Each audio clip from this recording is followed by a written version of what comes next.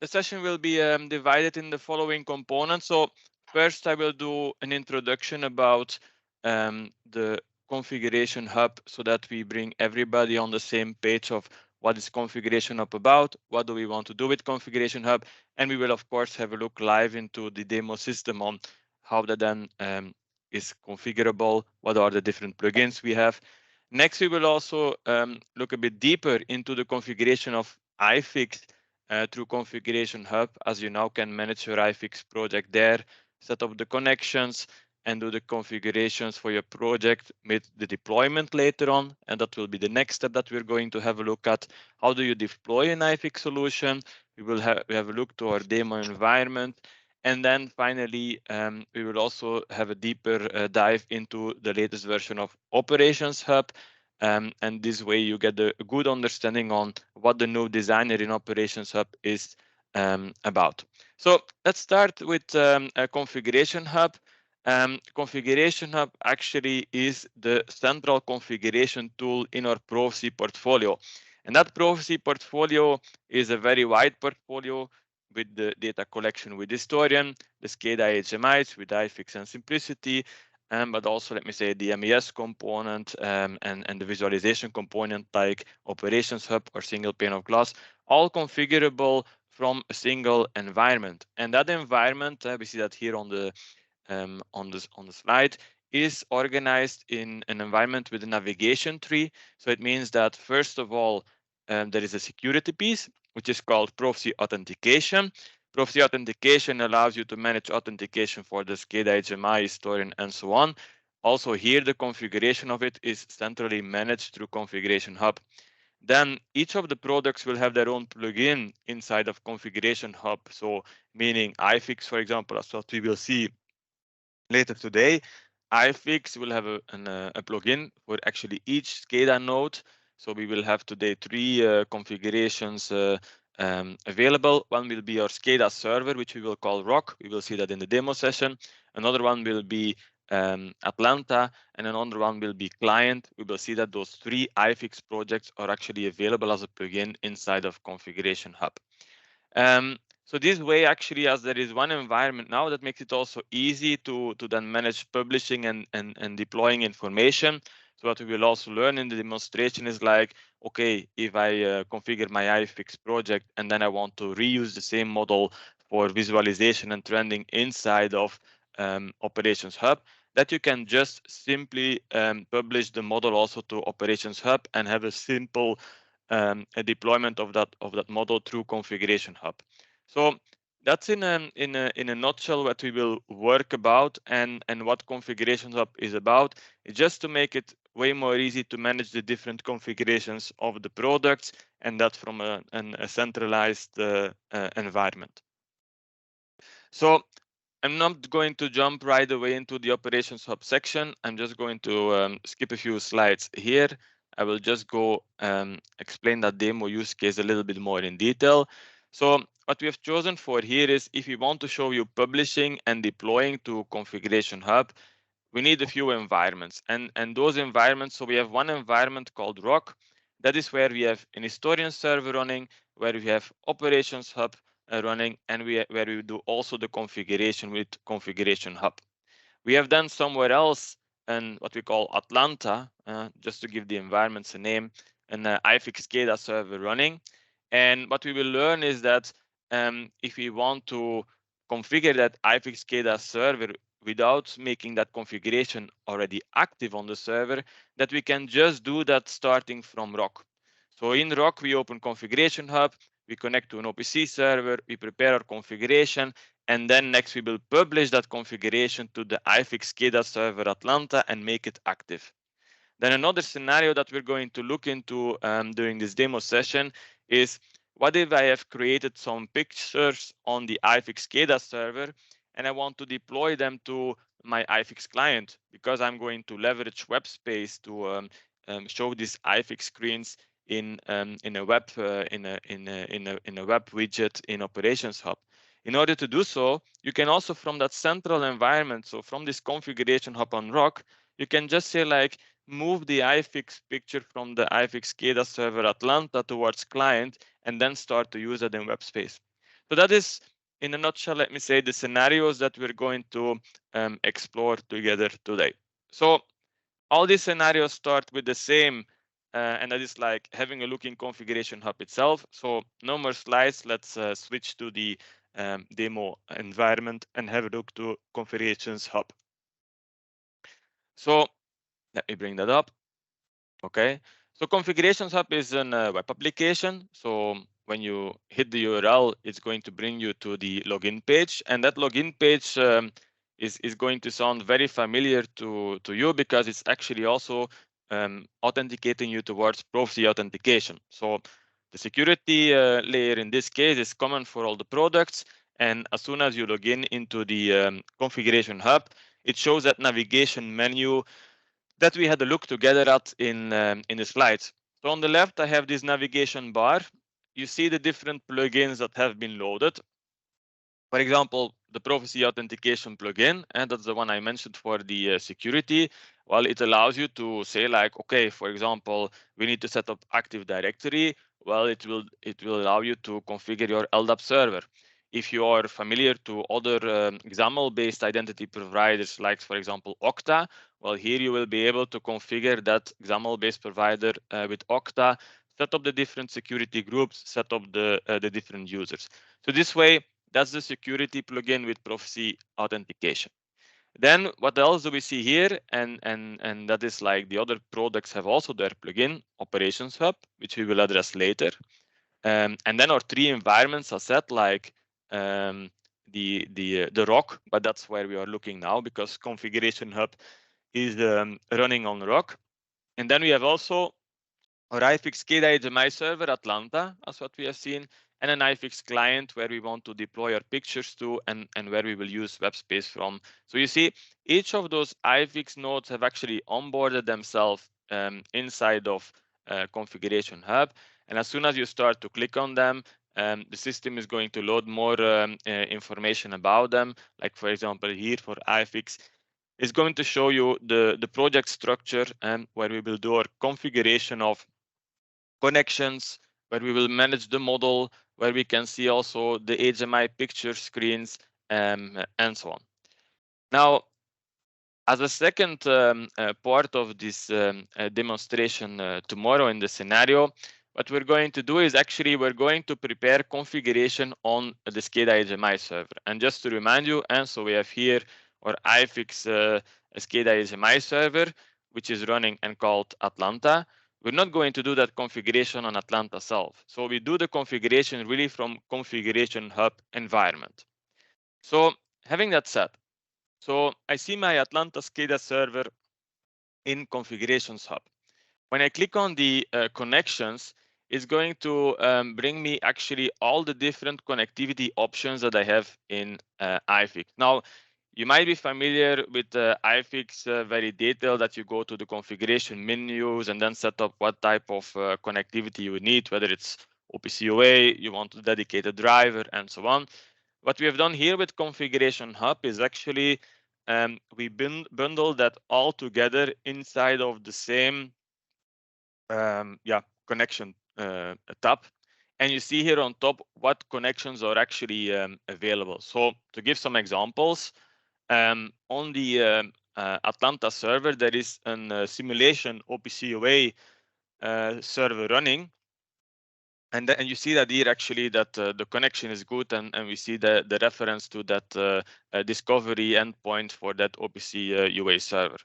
Now, for the Kepwares and the IGSs in the world, there is also here another connection that has been defined, and that is actually the one which I'm going to use for this demonstration. So it's another OPC UA server, and the nice thing in Configuration Hub is, of course, that it allows you to browse the OPC UA server model. And we see here, if I'll just drill down a bit, and that we can start to explore inside of the different layers available. But for this OPC UA server, I can actually browse the model like this. So when we have a look on the OPC UA model, you see that we have a whole bunch of pillars. We have a series of mixers available. and so on. These are actually the objects which are exposed by the OPC OA server. And if we click on one of those, it will show you actually what are the different signals, the different tags we have available. So for example, the filler number 1, it seems to have data about the motor oil, which might be the level, the motor temperature, or its speed. But we see also that it has nested or child objects inside of the hierarchy. And that means, like, for example, here, the pump child is also having a series of signals and data available, like, for example, speed, its state, the vibration measurement, which is happening there. So we see that on the and especially OPC UA is very known for that. That model is already available there. So how good would it be if we can use that model also in Configuration Hub and bring that to live on our iFix SCADA HMI server? Now to do so, there is also another aspect that we want to manage with Configuration Hub. So I have 2 fillers here, 3 mixers there. Imagine that you have 100 of these assets and you need to manage them. Yeah, what we also want to do with Configuration Hub is that whole stream of doing configuration, to make that very fast and to make that very easy. In order to do so, you will see that we have added mechanisms like, for example, substitutions, which will allow us to not do that configuration 100 times, but actually with a simple substitution to make sure that if we create one time, let me say, or we call that a type of the filler, that we can use that type for all the different fillers that we will have in the system. So this way, we're not going to change all the tags manually until they map with what is really existing on the OPC server. Or imagine also, for example, on a PLC, and that this way it's way more easy to maintain that, especially if you need to make a change. And one of the changes that we're going to see later in the demonstration is that I forgot to enable historian logging. And what if I need to do that then for those 100 objects that I have? So that is actually with 1 or 2 clicks, you can actually enable that and update all these 100 objects with one save. So that's definitely helping to save time, to make configuration more smooth. And on the one other side, what we are doing now is still preparation work. So before we will publish this, it will not be live on the SCADA HMI server. So we're just doing the preparation work right now. So having that said, let's try to grab this filler object, and it's as simple as actually selecting it. You right click on it, and then you see that there are a few options. One is you select it with all its sublevels and children. Secondly, you just unselect and you just take the filler piece and not the pump piece, which is underneath. But what we want to do here is actually create a type. So when you hit the create type menu, it's actually asking you, do you want to create an object type? And yes, I would like to do that. I'm just going to call this filler SA, for example. And this is actually my my filler object type. And it asks you also, like, do you want to grab also these sub objects which are there, this pump information? So I click include that in the hierarchy. So when you do this creation, it's actually grabbing that information in the background, and it's going to validate also for you whether this pump object, which is the child object here, whether that is also, for example, already existing.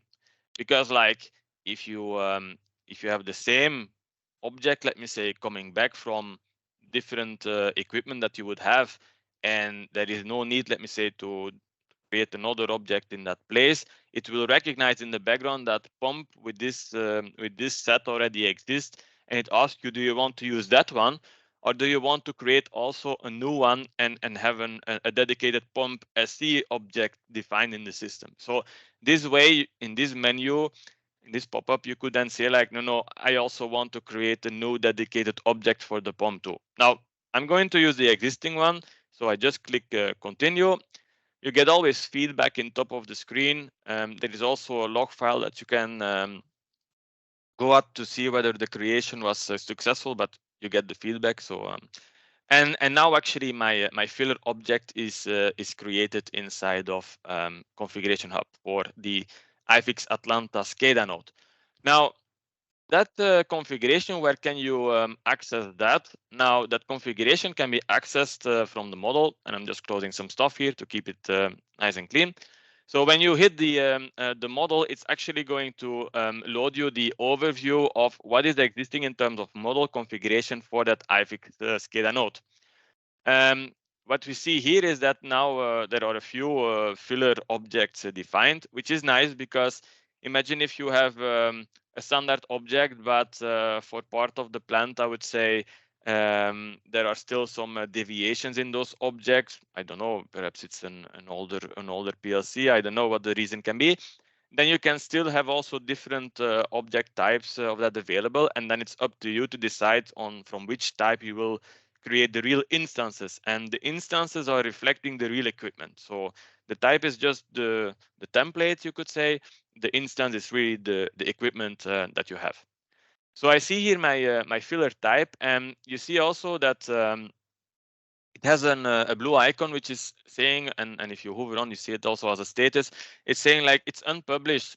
So it means that this configuration is here now existing in Configuration Hub. It's prepared, but it's not active on the SCADA HMI server itself. That we will do later when we will have a look to publishing. So having that said, when you double click on the filler SE object type, it's also showing you the different details. So we see here that from the OPC OA server, the Configuration Hub has pulled that information of the objects, and one of the objects is of course the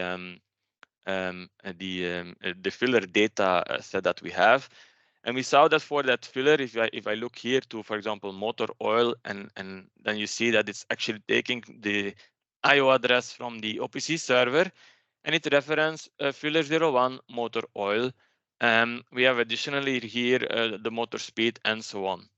Now, in the below section of the screen, there is what I mentioned before, like the path forward on how to avoid that. If I'm now going to create 3 instances of that filler, that I really need to do that configuration of these tags all the time again and again, meaning like changing it to filler 02 or filler 03 or whatever other substitutions that might be in the logic. So what I'm going to do is I will hit here on the new button, and I just say like for the number, I'm going to create a substitution, and you can here give that also a default a default value.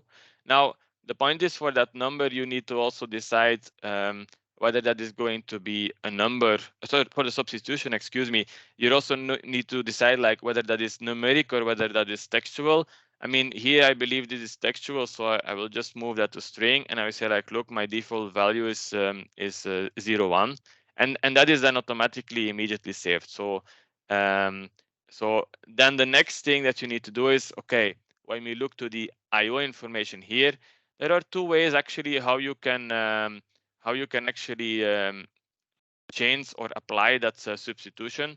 So there is here this expression builder that you can open, and in that expression builder you can just say like, okay, the 01 we remove, and what we do is we insert here one of our substitutions. Okay, and which substitution is that? You say like, I want to add number.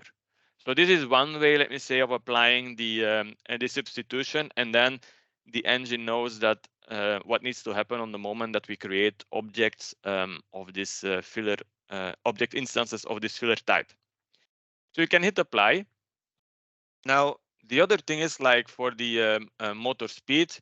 So what you also can do is, and I will just give the example here. So this text is immediately editable. So you could say like, look, I want to select here my my filler, my number substitution, and you can then immediately click also here and just change it like that.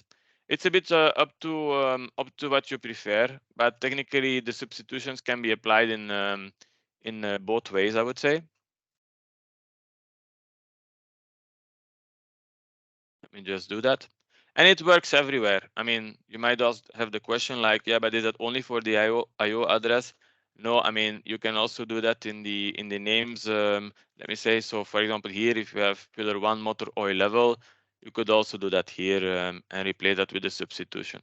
So you can do that actually everywhere. So I have applied my substitution. There is one important thing that you need to keep in mind. So this configuration, of course, needs to be saved. So on top of the screen, and that's very simple in Configuration Hub, you have always a save button, and just hit the save button, and then the configuration will be updated, and you get always a feedback that the changes towards your object type are saved successfully. So we have pulled data from OPC-UA, the objects, we made a model type from that object.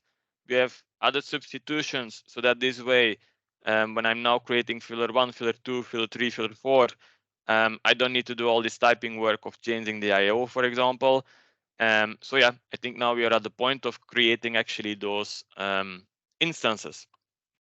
So when I right click on the filler as I can just say like add an object instance, and I can call that, for example, here filler as a 01, and it says like, look, this is what I'm going to use to create filler as template for the type. I click on create. Here is the filler as 01. And I'm going to do next is I just create another one.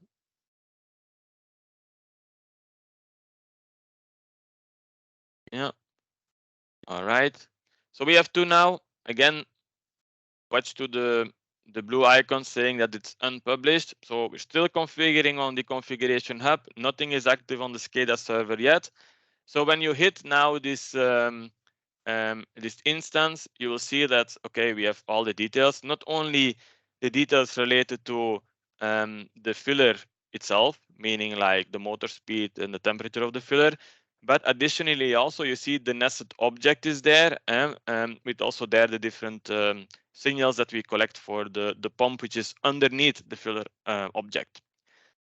Here on the right, we have the details menu. And in the details menu, I mean, for filler SE101 is fine. But if I look now to filler 02 and I look there to the IO, I mean, the IO is still having the old 01. So what I need to do now is I say like, look, I change the substitution to 2. Okay. And once I've done that, you see now that the substitution has automatically replaced these configurations. So we are actually now good to also, I mean, filler 2 is object is now configured. We're actually good to start using it. So, but now I've created 100 of these objects. I say something, but I just realized to myself that it would have been very nice if the temperature was also logged to Historian. So you could imagine that that we don't want to go back here to each of these objects instances and then go and say like, look here, sorry, not for the pump, for the temperature of the motor here. To go here, scroll down a bit, and then here find historian logging, and then enable the collection and so on. Yeah, you don't want to do that. There is one thing that you need to notice also. There is like, what we are going to do next is we're going to go back to the type and say in the type, for all the instances, I want to have the logging of the temperature in historian enabled. So that will be very easy to do. But even if you then say like, for example, for the filler 2 object that we will have, this doesn't make sense, then you have still these sliders here where you can do an override of the behavior which is coming from the type. So I mean, I mentioned before this use case that sometimes customers ask like, look, for me an object has by default this set of signals, but for the older generations of the equipment, signal 1, 2, and 3, they don't make sense. So I don't want to have them. So you can, for both the configuration, I would say, as well as for what variables you have, you can override and hide this for specific objects too. So you can leverage the full type, or you can just say like, I leverage only a part of the type. It's very flexible in terms of configuration. Now, going back to my use case, I said like, look, on this filler type, I forgot to enable the login to historian.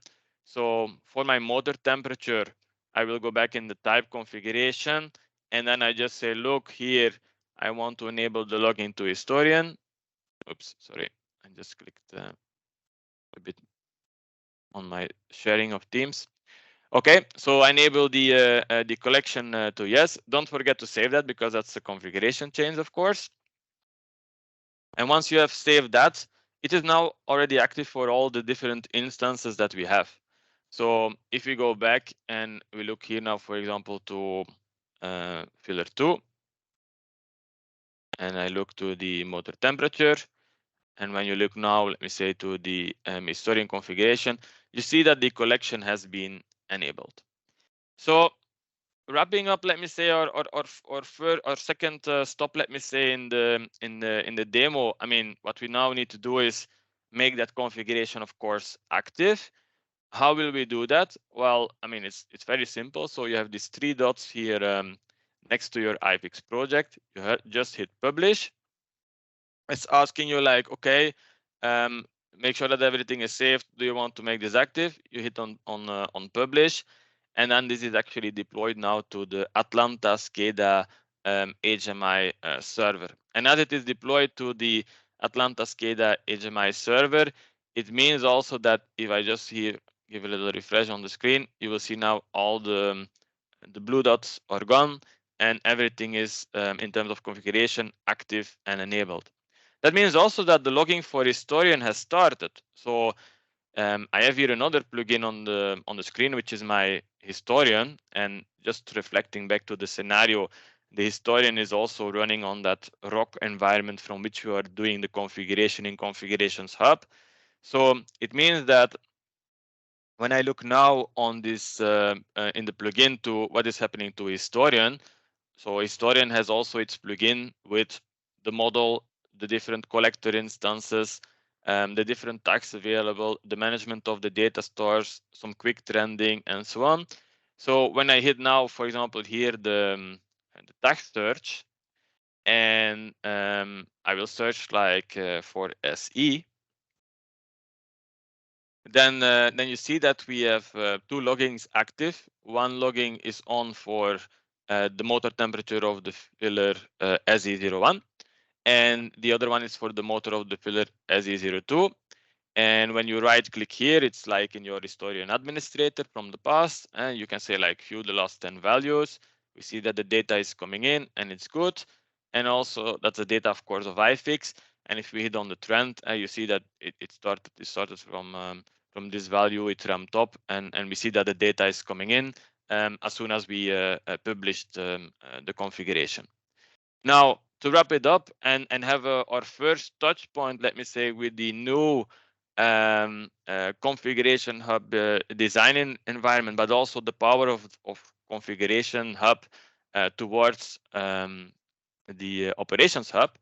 So if you go back to your Atlanta model, there is here on top of the screen what we call this export capability. That's nice because you can export the model, let me say, to save it somewhere. But you can also publish that model directly to Operations Hub.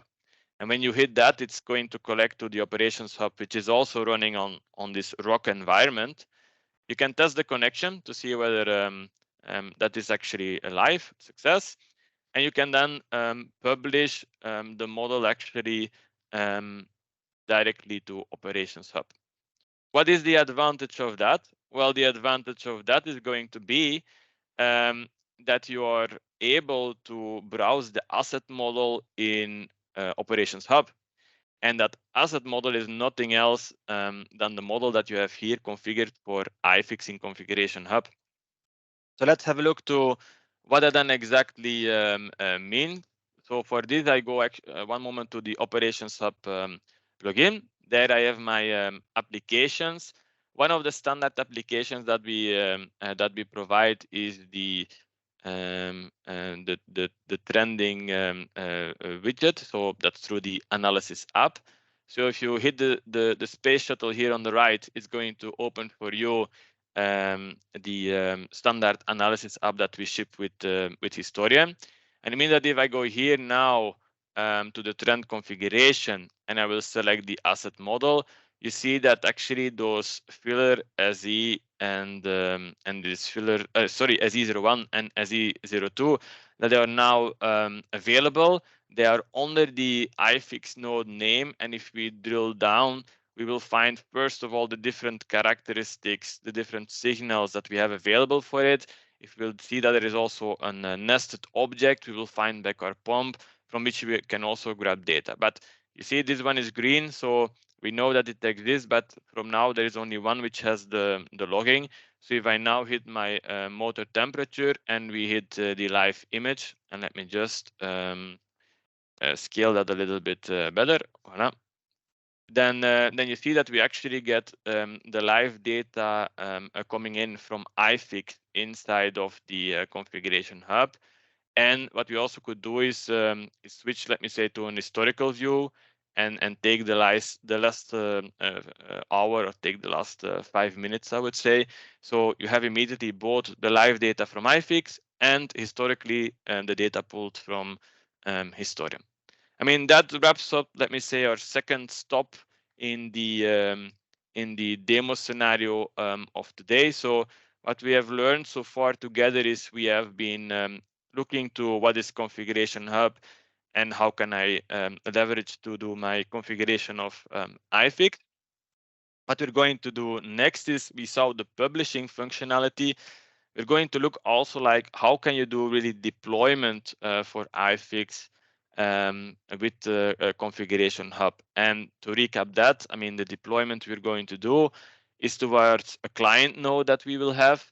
So we are going to use configuration hub to grab the screens from the iFix SCADA server, push it to the iFix client node. And on that iFix client node, we have also web space running. And then we are going to use web space to visualize the data in our iFix screen that we will set up together. Okay, good. So I don't know, just a quick question to you, Thomas. I think, I don't know whether you're capturing any questions. I mean, perhaps they will later up appear in chat. I mean, anyway, at the end, I have some Q&A time foreseen. So, but just wanted to check with you whether that is okay. Otherwise, I just proceed with the next part, which is the deployment of the iFix configuration. Yeah, let's take the question in the end. Okay, sounds good. Well, in that case, we proceed with our configuration journey. And I'm now going to connect with you one moment to Atlanta, and Atlanta is our iFix SCADA HMI server. And I will just open the workspace of iFix there, and let's have a look together on what we find in this workspace. So under the pictures, I have actually prepared some stuff, but because we had the filler, so what we try to do here is to make a simple representation of how that filler could look like on an iFix picture. What is the picture composed of? Well, it's composed of an image, a button, a few data links, and a pump object, I would say. And that is exactly mapping with the different characteristics that we have exposed, the different signals that we have exposed for our filler object. Now, what I'm going to do now is I'm going to save this first of all as a new picture.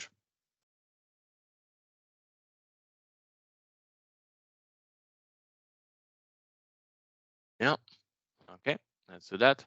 And now I'm going to give some more detail about what exactly is going on here, because the nice thing about the model that we have created in Configuration Hub, and we have also published and make it active, is that you can start to leverage that model into your design of the iFix pictures.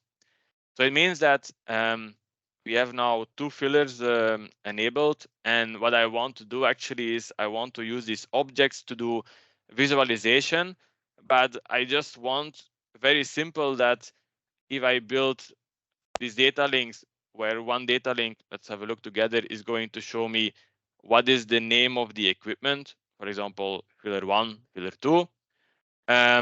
Another data link is going to tell me what is the status of the pump. Is it running? Is it not running? And apply a dedicated coloring for it.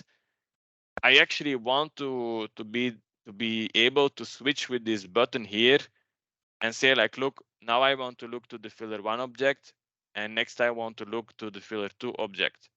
So how do you achieve that? Well, I mean, the data link concept, that's very, very simple. So you just grab the data link here and we put that on the screen.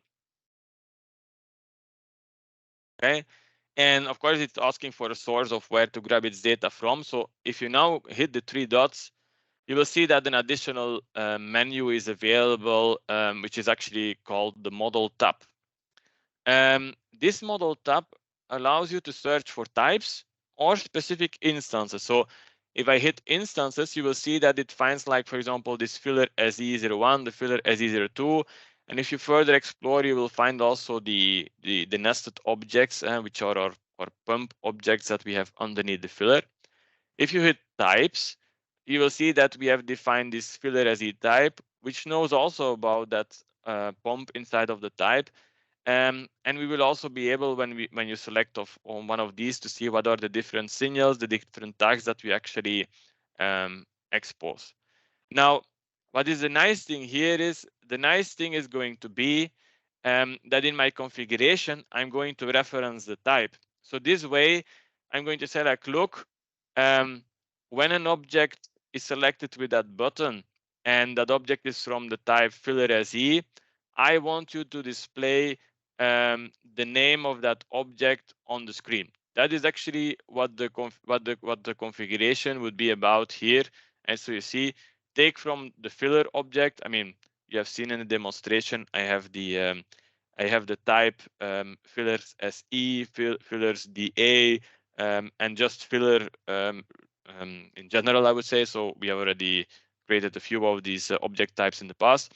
So I'm going to leverage the object filler, and I want the current value of the name. Secondly, for my pump and for the data, what I'm going to do is I'm actually going to leverage again the filler object type, and I'm going to use the pump and then the state of the pump to match that actually up here. And this way, as we have this configuration in place, we can next also add a button into the screen, and that's this push button here. This button you can give any name, but then you have also the capability here with the commands to actually add this set symbol for model browse capability for that button. And it's going to ask me then, like, look, what do you want to use as the type, let me say, or the object name that needs to be applied by the button. So for example, if I would now do there filler SE, for example, it will search with the button for objects of filler SE. And if you select one of those objects, it's going to apply that object for all the data links and for all the visualizations that we have in the screen. If I now would do just filler, that's another object type that I have available. It will search for all the objects of the type filler and that I can use. So I have prepared it a bit for the demo. So I mean, if I now put my screen into run mode, you will see that by default it selects filler 1. But if I now hit the switch filler button, due to this runtime model browse capability, I can say like, look, I would like to switch to, for example, this filler A2. And you see the name changed, and we see that the pump is currently open. I know that this is not the most fancy SCADA on my screen, but I think conceptually you will be with me and understand like what we are doing here with the chains and this configuration button. So now that we have this working fillers SE screen, let me say in our iFix Atlanta SCADA server, yeah, the next thing is that we want to actually do a deployment with that. Now, in order to do a deployment, where are we going to do that? Well, it's very simple. We go back to ROC, we go back to our configuration hub where the trending of the data was still going on. So let me just close that one and close also the operations hub tab. And just go back to my iFix Atlanta SCADA server and let's explore together a little bit the different other configuration options that we have actually here. Because if we look to the default project settings, you get actually the base information about the SCADA HMI iFix project that we have there. So you know what is the database name, what is the node name running from the configuration file. You see what are the drivers we have actually there, and we have seen that in the connections tab before. You also get statistics on the database block information of what is allocated and utilized. So, and there is also this deployment tab, and that's actually where we're going to have a look in next. But before, sorry, we deploy, I'm going to look a bit further, like for example here the HMI section. And here I will find normally, if all goes well, I will find my fillers SE screen, which is available on Atlanta. So I don't need to publish it there. I actually created it there. So Configuration Hub knows about that. And what I want to do is next to deploy that actually to my iFix client node. Now, I want to prove you that the fillers SE screen is not there. So what can I do? Well, I will just go to this iFix client node and do the same and export there the HMI screens which are available on that node as per now. Well, I mean, you see the overview here, and you see all these fillers that I have already created in the past, but a fillers SE, that screen is not there yet. So what we're going to do is we're going to deploy from iFix Atlanta. You see that iFix Atlanta immediately detects for you where a deployment can happen because it finds this iFix a client node, so I can select that one. And secondly, you see that below it allows you to deploy a lot of things. I mean, that can be like tag groups, that can be like dynamic sets, scripts, other types of things. But I mean, I don't want, for example, all the pictures to be transferred. I'm focusing now really on this fillers SE picture. So I add that to what I would like to deploy. And yeah, the next thing is very simple. We just need to hit the deploy button. So I hit now the deploy button. And now actually the configuration hub is taking care of the deployment of that configuration to the iFix client. It's already done. So it validated the connection. It moved the screen over. And if all goes well, if I now go back to my iFix client overview, I just do a refresh here. And you see that actually the fillers SE screen has been moved. So I didn't go to the server. I didn't copy anything over. I mean, you were with me on the moment that we did this together. But you see that there is an fillers SE picture now available on the client system. Now, there is one thing that you now need to keep in mind. Configuration Hub has moved the file, but again, we didn't make that active, let me say. So we didn't make that configuration active on the iFix client itself. And so when we go back in our iFix client here, you will see that there is also the 3 dots next to the project. You give also this publish functionality for the client. So you need to publish, of course, that screen which we have just moved from Atlanta to clients. And when you hit the publish, it's going to make that screen also active on the iFix client node. So that means that now if I go back to the HMI overview, that you see that also the fillers SE screen is now active on your iFix client environment. So We have used Configuration Hub to deploy from Atlanta to the iFix client. The iFix client is running web space. So let's now leverage web space to go and view that screen that we have been looking at together and have built together on the Atlanta server earlier. So for that, we are going back to Operations Hub, because Operations Hub has widgets, standard widgets that come with the product. And these widgets allow you in a drag and drop fashion, let me say, to create a page, and in that page, use the widgets to show that iFix screen as web content to the operator.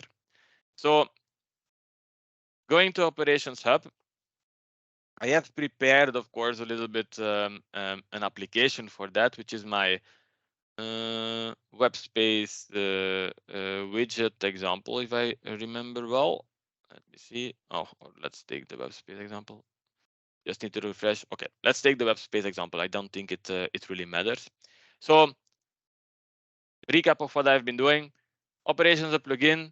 You hit applications. You see all the different apps from your operations server that we have, Operations Hub server that we have. Some of the apps come natively with the product, like for example, the analysis app that we have been using earlier for Historian. The other apps, you just create them as you want, leveraging custom content, standard widgets in a drag and drop fashion. We will soon move in the presentation today to the Operations Hub live demo. So when you hit actually on one of the pages, it will open the new designer of Operations Hub. I'm going to talk more about that in 10 minutes. And you see here we have the iFix web space widget on the screen. And if we look a bit to the detail panel for that iFix web space widget, you see that it asks like, which web space server do you want to connect to? What is the path to the iFix screen, as an example. And here I'm just going to change that here, because we said like we create a screen fillers SE that should be active on the client node from iFix where web space is running. And technically that's all. I mean, I will just save this configuration. And you have now here also this launch button here available. So when you hit launch, it's actually going to connect the web space widget to the web space server. You see web space is already starting up. And then if all goes well, and I didn't, of course, here apply like go full screen and all these types of things. I just wanted to show you very quickly, this is the widget, and here you have the screen that we have developed. But then you can now here hit the button and say like, look, I'm interested in my filler DA2 object, for example, and you will see that it changes for you. And this way we have actually created our iFix screen, moved it to the client, and then run it from web space in the web space widget from through Configuration Hub, and show that then live in Operations Hub. So that to show you, I mean, how that can be done, let me say, the deployment from Configuration Hub. Now there is one additional extra. I see that we have a few more minutes left that I wanted to show to you. Because of course, if I put here the iFix screen path as something fixed, I would say, well, yeah, I mean, that is possible, but perhaps you also want to do that more dynamically. And thanks to Operations Hub, you can do that more dynamically with what we call actually the globals. So you can say here, like for this property iFix screen path on the widget, I want to do a manual entry for that. I want to query it. You can do, for example, REST API call or whatever to grab it. You can also use it from a global variable inside of Operations Hub, or you can make a formula to determine on how the name should be. And it is exactly the global that we're going to use in the next part of the demonstration. So I've created here a second page, and the second page is very simple. It's the same web space widget, but what I have done here is I added on top of the screen two buttons. And one button is going to put an value filler and we're going to do that filler SE screen.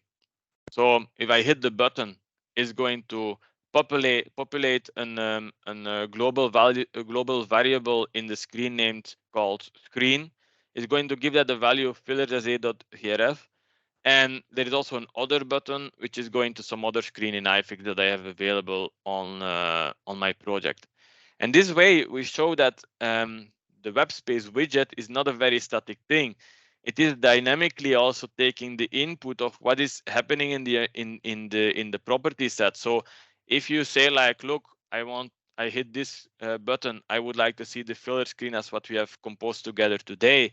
And if you hit the other button, I would like to see another iFix screen. So you can easily do it like that. So let's try that out. So let's hit here the launch button, I would say, for the application.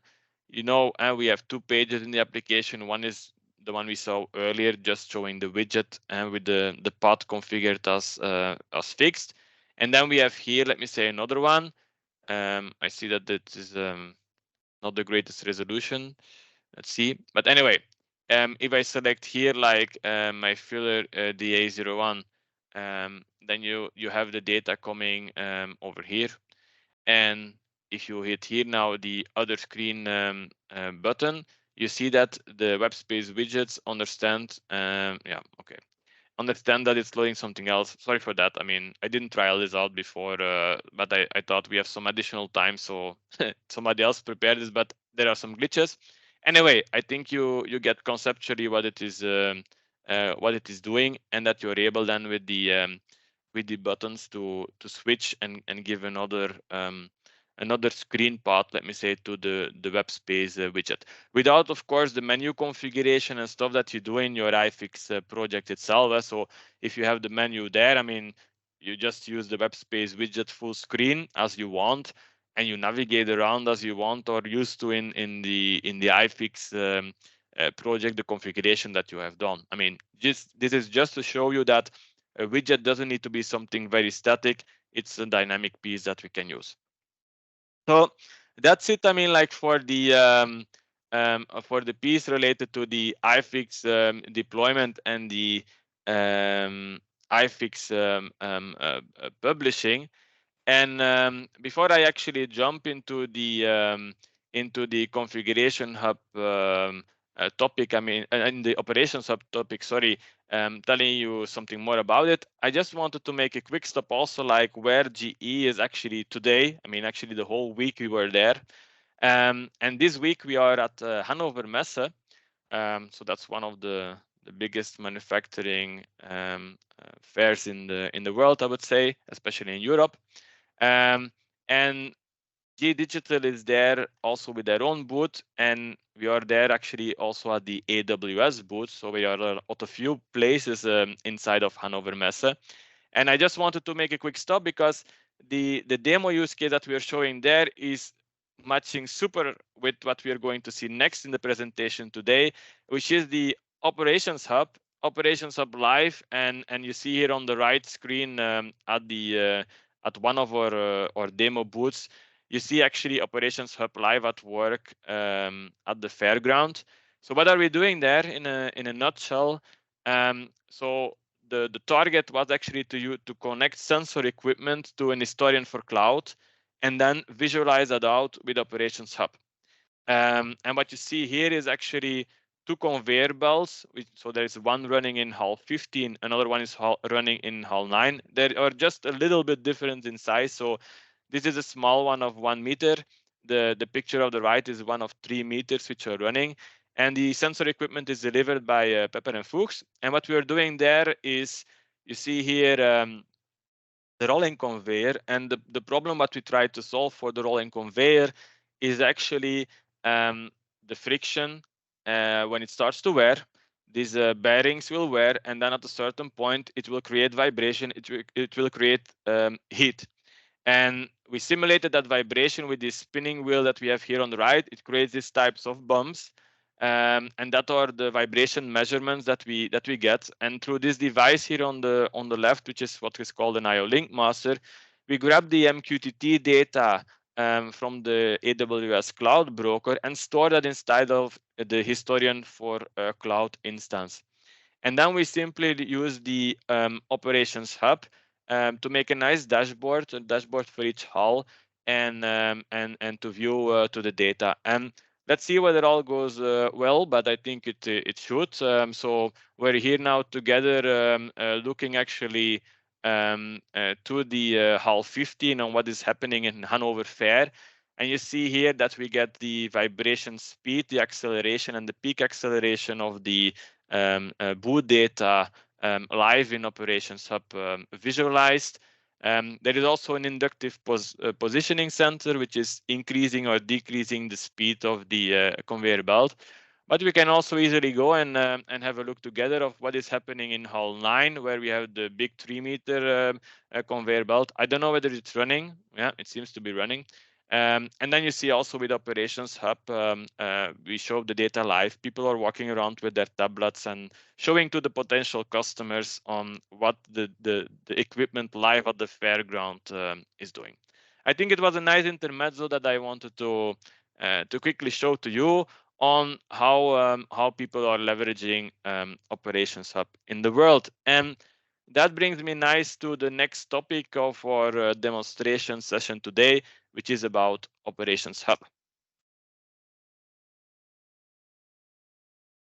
So as we had a look together, let me say, to the single pane of glass, to the single pane of configuration, I would say, together Configuration Hub, I wanted next to make a stop with you to the single pane of glass that we have for the Proficy portfolio, and that is our Operations Hub.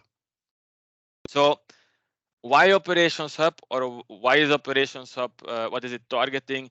It's an environment where you can rapidly build applications, industrial applications, and you don't need to be a coder for that, because it will enable you actually to bring plant information, regardless whether it's coming from your SCADA's HMI, whether it's coming from your Historian, from your MES.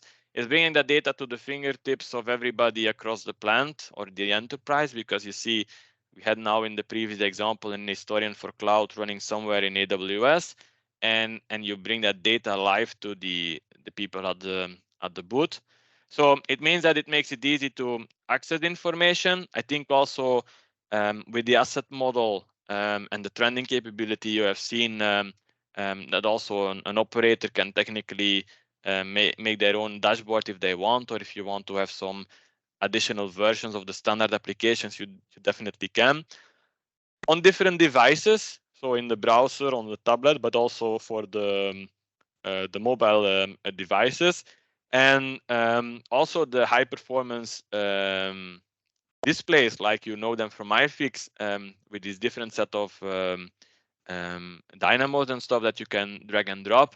Also there we took that in account into the new design environment, so in Operations Hub. It's central, so it means that it brings data from multiple places together. And that means that besides bringing a great value, let me say, to your Proficy products that you might already have, it provides connectivity to the outside world. So it means that whether you want to do other or connect to other OPC UA sources, whether you want to do MQTT, whether you want to do REST query or database query, that's all possible. And this way you can make it an environment which is smoothly integrated for the operator as one single pane of glass, so you don't need to leave the environment to access all this different information.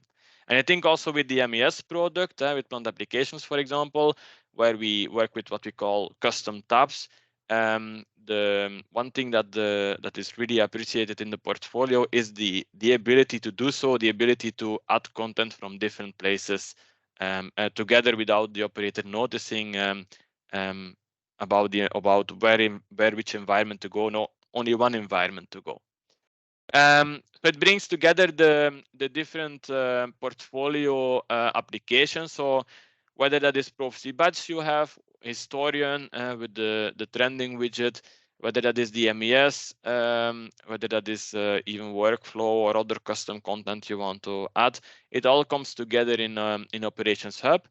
And here we see an example where you can do some even, for a monitoring example, there are some power plants. You just hit which plant you're interested in. You get characteristics there in different formats. I mean, in graphical format with trending, in a tabular format with color coding, as widgets in gadgets and other types of visualizations. So having that said, I mean, like also during the time, and I get this question a lot, so that is why I added this slide, especially also when it comes to the trending capability. And we had in the past the historian analysis. We moved on with trending further. It's even further. We are going even further with what is even upcoming in the next releases. So we add and keep adding new capabilities to that trending, like with the stacked y-axis, the table view that came in. Also, let me say these query capabilities have been extended around the trending tool. So it's moving, more stuff to come even. And that is also and that also happened actually with the design environment, because if you know the original design environment from Operations Hub, you know that it was working with a kind of grid and some layout capabilities, with the intent to have actually also the capability to put on top of your iFix or your Simplicity a web designer, let me say, for SCADA HMI. Yeah, that changed the game completely on what we see in the current version of Proficy Operations Hub with the new design capability. So it means that we added, for example, an SVG graphic editor that allows you to make your own graphic representation. And we will see that also during the demo. Of course, there are still out-of-the-box graphics. You're used to that also in iFix. So some gadgets, pumps, and tanks. But yeah, you can build your own library, and that's, I think, one of the key things available. Then we have, in terms of, I mentioned the grid before, we have changed to canvas and flex layouts. So that allows you actually to organize the screen as you want. And especially when in the background, you see this type of dashboard capabilities. If you want to have it organizing itself rather than you working out which pixels you need to put between everything. In this case, the new design layouts are doing that for you. So that makes it very easy to build this type of dashboards. But also, like with the SCADA HMI capability, the designer also need to allow you to make the type of diagrams of what you see in the second picture here on the screen. So it's really a brand new design experience that makes actually the screen building also faster and also smooth. So that was really the target, ready to also do HMI SCADA representation. So that means that, yeah, here you see an example of that design environment for the custom graphics that we will have a look on later too. But technically, it's as simple as that you would start even off with your Microsoft PowerPoint. You draw some circles and rectangles together, and you save that as an SVG. Well, already that type of SVG, you can just import that inside of the Configuration Hub plugin for Operations Hub. So in that design environment, you have this SVG editor, which is accepting that as a format and allowing you to create your own objects there. With animations, that's what you see here also on the right. You can then animate the colors, make it blink, and so on. So enough slides again. Let's move back to the real environment. So I take you back to Rock environment. Rock environment is where we have our Configuration Hub, but also Operations Hub itself running. And we will use that Configuration Hub instance again to explore Operations Hub and to explore the pages that we have. So having that said, let's switch back to the Rock environment. So I don't need to explain again about the plugins.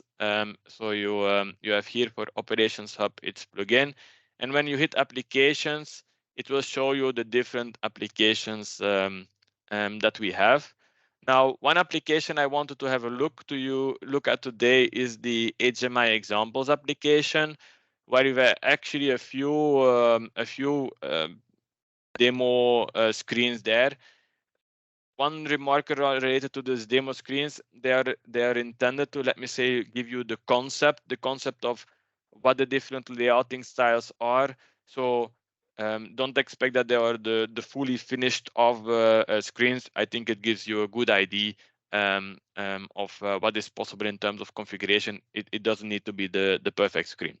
So when you look to one of those, the meaningful detail, you see that when you double click on the page, it's going to bring you to the design environment. And let's just hide one moment here the navigation menu from Configuration Hub itself. You can bring it back up here on the top right. Then you see that we have here our design environment in the middle. And that design environment, as you see, is also divided in a sort of a base grid. The base grid, as that you might be familiar to the past. But now this grid is completely flexible in the way how you set it up. We will learn about that more in a few minutes. On the left, you have your menus, let me say, for drag and drop and configuration. So it means that people who are familiar to previous version of Operations Hub, you know that there is this in the designer, the drag and drop capability of various widgets. Well, I mean, here are the widget groups. So you have, for example, the charts with bullet graphs, the histograms, name it. There are tons of pie chart and other capabilities. You can still create your own, import your own. I mean, that is all possible. Display, that are the more like standard ones, like the gauges, the grids, the indicators and the value displays.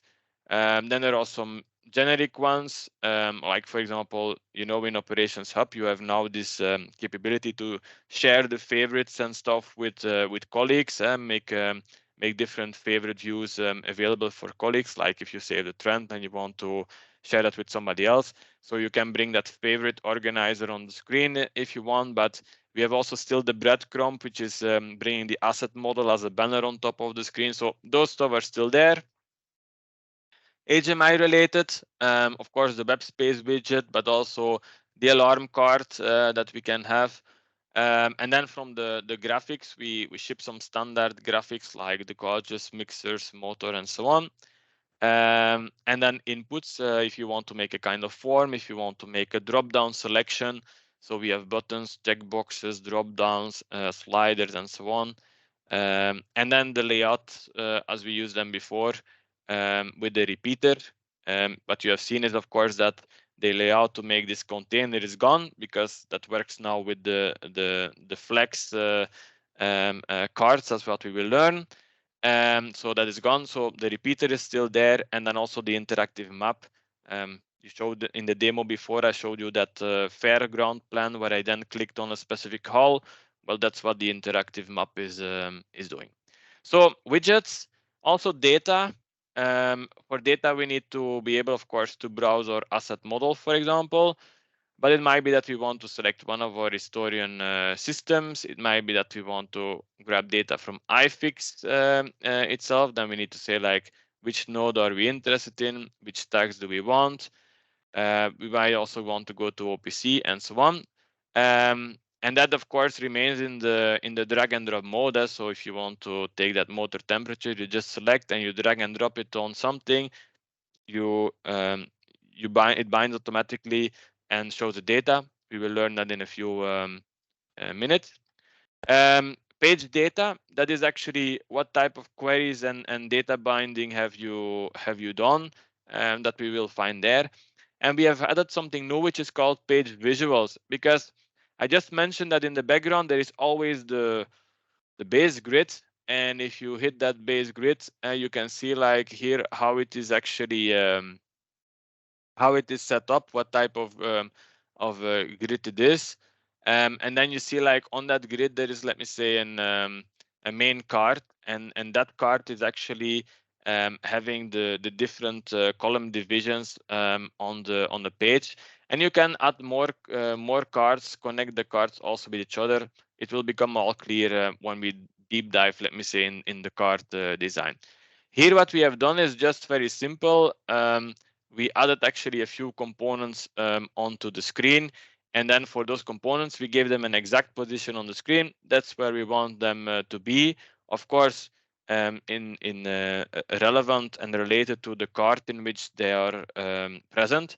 So it means that when you drag and drop widgets on the screens, those widgets, and especially like, for example, this one, they are always mapped to a specific card. So if you open the card view and you click on the specific widget, you will find on where the widget, to which card, sorry, the widget is actually bound. So that makes it easy for you to find them back, which you can also highlight them or make them invisible. And you can also see like what data has been linked to those.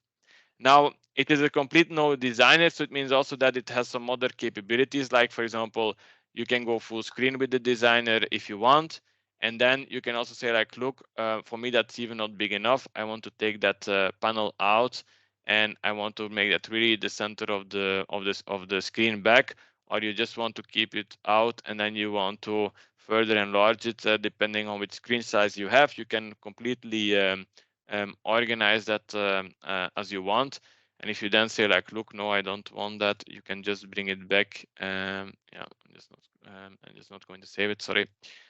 You can just bring it back also in its original configuration by just moving it around, and then saying like where on the screen you want to move it. So running that is actually very simple. You hit the launch button over here, and then you get a flavor of how it is looking inside of the when the page is running actively.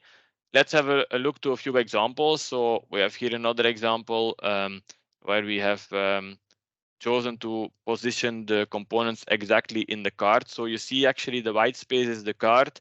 And what we do is like we give a coordinate position of each of the components of the screen towards that card. But if we move then, let me say, to a more flex design, and that's what we will show here. You see that we have actually multiple cards here on the screen. And all these cards have a specific type of behavior that you can set for them. Like, for example, the one here with the locations for the buttons, there each time I will add a button is going to automatically take the same space, center it nicely for you. So there is no coding about how many pixels should it stay from another button and so on. It's just doing that all for you. And the same here with the bars that we have over here.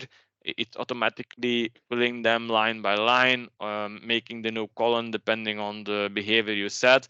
You can combine the behavior. So one card is using the flex, one card is using the coordinate system. And also, yeah, let me say that makes it very easy for you to design such a screen and to not have a whole configuration journey before the layout is matching what you want.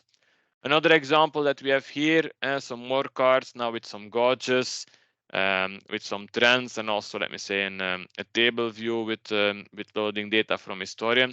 So I think the possibilities are really great in terms of what you can do with the configuration here.